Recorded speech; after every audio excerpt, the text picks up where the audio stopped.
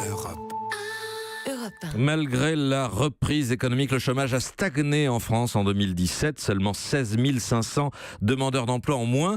Mais ce sont d'autres chiffres que votre journal Les Échos accroche à la une ce matin. Daniel Fortin, le nombre de défaillances d'entreprises, 55 000 l'an dernier, c'est beaucoup. Mais c'est en recul. Oui, un recul important, moins 4,5% par rapport à 2016. Et c'est surtout le niveau le plus bas enregistré depuis 10 ans. Et ça, c'est une bonne nouvelle, une de plus pour l'économie française. Un signe supplémentaire qui montre que la reprise est bien installée. Et surtout, ce reflux devrait continuer. Le cabinet Alteres qui réalise cette étude prévoit que l'on pourrait tomber à 52 000 défaillances cette année. Est-ce que tous les secteurs d'activité en profitent ? Alors globalement, oui, on a même de bonnes surprises dans des secteurs traditionnellement en difficulté, comme l'habillement, où les défaillances sont en baisse de 17%.